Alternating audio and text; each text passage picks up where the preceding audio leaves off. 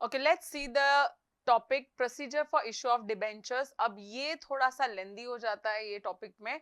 Procedure है तो you have to go as per the way it is written. First point first ही आएगा, last point last ही आएगा। यहाँ पे you can not go haywire. Okay, तो make sure that you write the first point as it is. Of course सबसे पहला हमेशा बोर्ड मीटिंग ही होगी, और बोर्ड मीटिंग में अगर ये लोग मिलते हैं तो they will be passing resolution for certain decisions that they are taking. तो क्या डिसीजंस हो सकते हैं यहाँ पे? अमाउंट कितना लेना है एज ए डिबेंचर, कौन से टाइप का डिबेंचर देना है, सिक्योर्ड डिबेंचर, अनसिक्योर्ड, व्हाटएवर, है ना। उसके साथ साथ प्रोस्पेक्टस थोड़ा एक फाइनलाइज करना पड़ेगा, उसको अप्रूव करना पड़ेगा ड्राफ्टिंग करके, राइट। या लेटर ऑफ ऑफर अगर देना है या ऑफर लेटर देना है।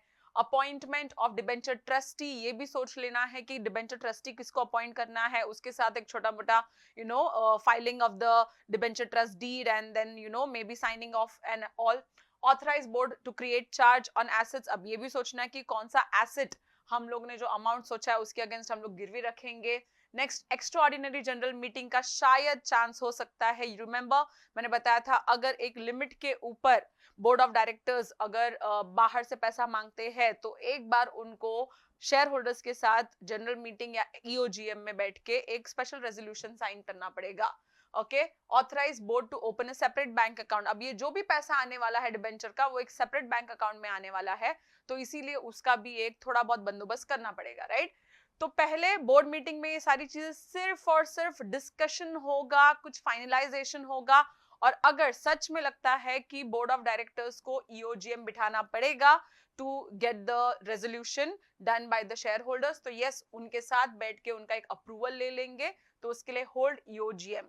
अब तो अप्रूवल मिल गया, डन है। नाउ जो भी प्रोस्पेक्टस हम लोगों ने वहां पे फाइनलाइज किया था उसको एक कॉपी ऑफ प्रोस्पेक्टस आरओसी के पास भेजना है with in 30 days from the board meeting. Board meeting के 30 दिन के अंदर अंदर हम लोगों को ये फाइल कर देना है आरओसी के पास।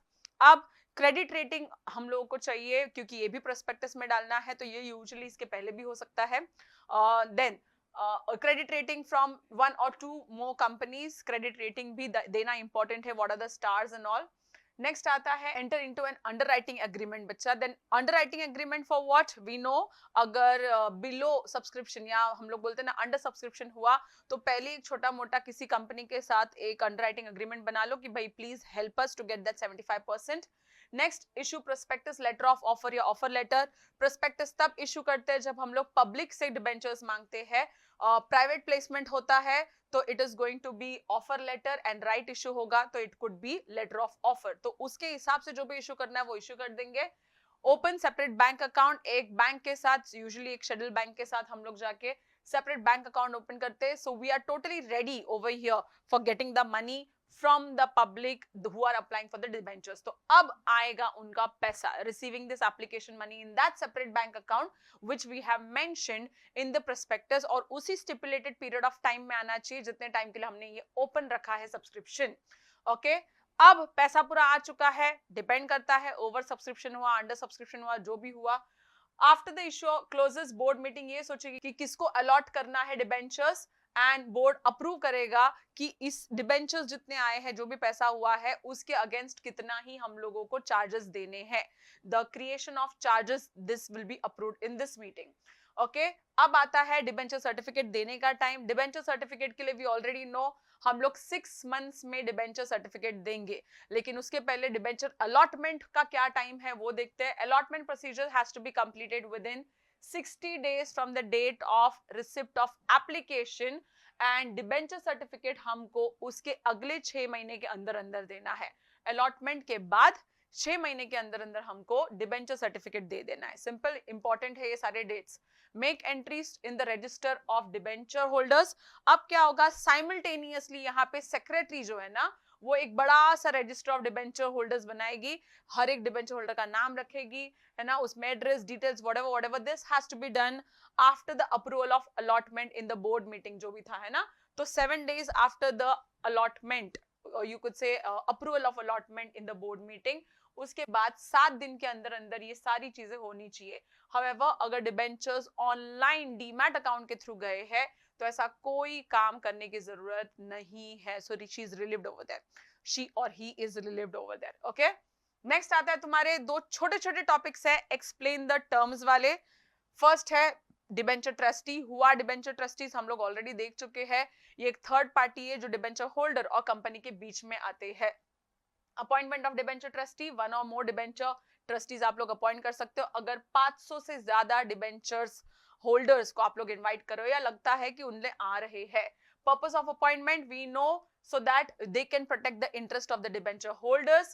They are the custodian of assets. In short, हम लोग जो भी हमारे assets है इस डिबेंचर ट्रस्टी के नाम करने वाले हैं, और अगर हम लोगों ने पैसा पे नहीं किया as a company debenture holders का, तो वो एसेट्स कभी भी बेच के उनको पैसा दे सकते हैं। Period of appointment, this also we know debenture trustees are appointed either before issuing the prospectus और ऑफर लेटर और लेटर ऑफ ऑफर, या तो फिर अलॉटमेंट के ठीक 60 डेज के अंदर अंदर हम लोग अपॉइंट कर सकते हैं।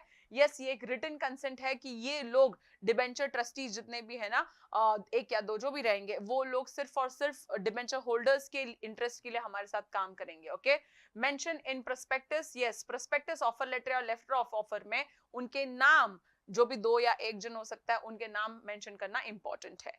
नेक्स्ट आता है तुम्हारा last topic, debenture trust deed. ये वही एग्रीमेंट है, ये वही डॉक्यूमेंट है जो हम डिबेंचर ट्रस्टी के साथ साइन करते हैं। इट कैन बी वन और मोर। टर्म्स एंड कंडीशंस लिखे हुए हैं इसमें कि ये एक लीगल इंस्ट्रूमेंट है कन्वेइंग की क्या क्या एसेट्स गिरवी रखे हैं या उनके नाम पे हमने दिए हैं, और ये डिबेंचर होल्डर्स के भी राइट्स बताता है एंड ड्यूटीज बताता है इस डिबेंचर ट्रस्टीज के towards this company. Okay, company has to execute these deeds within the 3 months of closure of this issue. members या डिबेंचर होल्डर्स जिसको भी अगर ये डिबेंचर ट्रस्ट डीड देखना है, of course you are welcome to see that. However एक छोटा सा फीस देना पड़ेगा, और इसका कॉपी अगर चाहिए तो है ना, you can pay a fee and you can take the copy of it if you want. Nothing is free in the company has to pay for certain things, right? तो इसलिए हम लोग बोलते हैं कि ये सारी चीजें तुम लोग ले सकते हो। सो डिबेंचर ट्रस्ट डीड के साथ ये टॉपिक होता है खत्म। रिमेंबर, कंपनीज एक्ट वाला जो प्रोविजंस है वो ज्यादा इंपॉर्टेंट है 8 मार्क के लिए, बाकी सारे टॉपिक्स 4 मार्क्स, ये तो 2-2 मार्क्स के लिए आएगा। सो जस्ट ऊपर से या जितना आप लोगों को समझ में आता है, at least come up with 4 points like you know it's a contract, it has terms and conditions, rights of debenture holders है या पावर्स ऑफ डिबेंचर ट्रस्टी है। ऐसे छोटे मोटे पॉइंट्स अगर आप 2-2 लाइन में लिख दोगे तो भी बहुत हो जाता है। So make sure that you go through this and these are important ones. Okay, ये आते हैं बहुत बार एक्सप्लेन द टर्म्स में। सो ये यहाँ पे चैप्टर खत्म, काफी छोटा सा। I hope you do it very soon and for letters and the next topic keep watching.